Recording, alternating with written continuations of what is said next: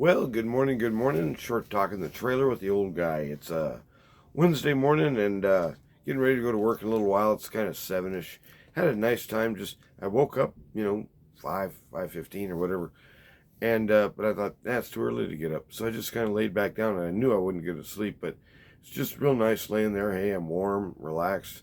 And I kind of, stretch my hands and just I can kind of imagine just kind of a wave coming over and just kind of relaxing and just boy, it's just kind of nice. So I don't do that very often. It's weird. Maybe I should do that more often. Anyway, it's another day, and I don't think we're going back to Good Sam today, but we might. There's another job we've been fighting with off and on for probably 2 months now. Well, really, it was the first job I started with. Yeah, so this is early September when we started this remodel thing, and we're only about halfway through it, and it's only one bathroom. So this lady's kind of managing it. That's getting sketchy, but I can deal with her. But boy, some people are real crabs. But anyway, she's not a terrible person. I get crabby with her, and I'm surprised at it. And so that maybe it's because she stirs something up in me that I don't like being around. I don't know. But anyhow, I was just sitting here thinking a little bit today, and I was watching this video of Liz Cheney and then her dear dad, the Dick Cheney, VP guy during the Bush days, Bush 2. And, they just cannot stand D.J.T. She just keeps repeating over and over like this little magical mantra. He's unconstitutional. He'll overthrow the Constitution. Which aspect of the Constitution are you talking about, dear? Because the current puppet in power has thrashed the Constitution, destroyed it, and shredded it up. Which part are you so terribly concerned about, dearie Pooh? And you know what? I think I was just wanted to pass this on today. It's just a thought for a day.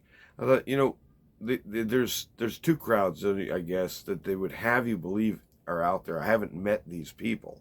Now, I don't go to big cities, so I might not meet the, Trump deranged syndrome people, who they apparently believe that this guy is the devil incarnate. He's the worst possible human concoction that was ever devised. Way worse than Adolf Hitler, way worse than Joseph Stalin, way worse than, Mao. Those guys only killed, between them maybe 100 million and more. But Trump, how many has he killed? Well, potentially.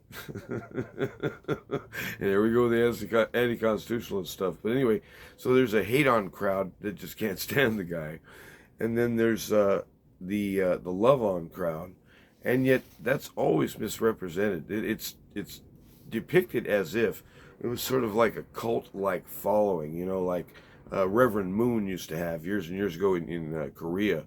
He had devotees, and I mean, if this guy said that the color blue was red, it was red, and that these flunkies, I mean, they were what you'd call brainwashed, and so they're the media, the talking heads, are portraying Trump lovers as that. I haven't met any of those people. Have you? I mean, where are they? Even black folks are coming out now saying, hey, here comes the dump truck. We're right on time. How about that? Even black folks are busting out. There was a big motion the other day. Even Muslims are not going to back Biden. Nobody's backing Biden. I don't think Biden even backs Biden. But at any rate, it's like, will the real Donald J. Trump step forward? Well, and the real Trump is this. He's a flawed human being like you and like me. He has errors and stuff, but he has strengths too.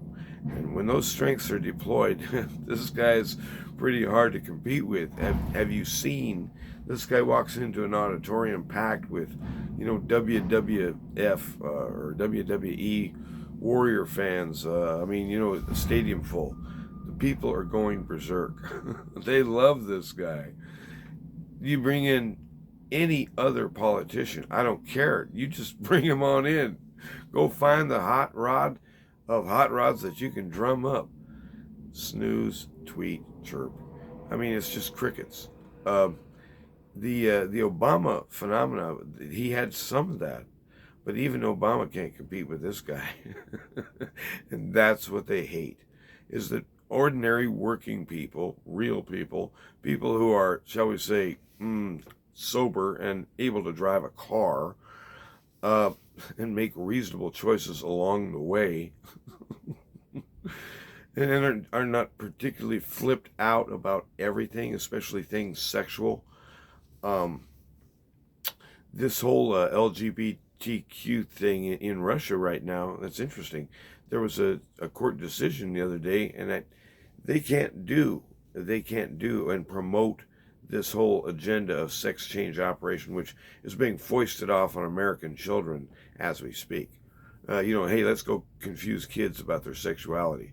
Little kids, that's too young. They're not ready for that stuff. And it's just evil. Well, Russia said, we're not even going to allow that kind of talk here. Now who's the civilized people? Now who's in charge of progress and cultural, social values which matter, huh? And so, at any rate, it just came to me today.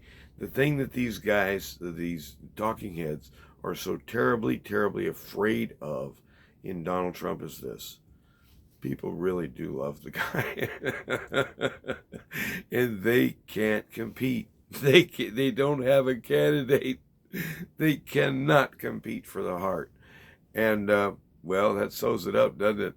And yet that also puts him in danger. So I think, decent people should pray for Donald and for Robert Kennedy, too. Physical safety, there have been, shall we say, assassinations that the CIA has been involved with, we're pretty darn sure. And so what keeps them from doing it again? It all depends on who's paying the bills, right? Who controls those guys? It gets ugly. And so, I just don't think that the powers that be can tolerate either Donald J. or Robert F. In office. Something's going to happen. Something's going to stall an election or derail it or something. I mean, the massive fraud of 2-0, I mean, that really put me off. It's like, who wants to vote? I mean, they've already made up the decision before you walk in the door who the winner is. So at any rate, there's a whole lot of ruckus going on out there in politics land. We're coming up on Christmas 2-3, and so it's going to be a weird Christmas. So keep Christmas Christmassy. Remember, at the middle of it, it's Christ's Mass. It's a service of worship. It's a holy festival celebrating the incarnation of the most important man ever. The guy, the true rock star. I mean, when Donald walks into a stadium, people love him. When Jesus walked into a town, people went nuts.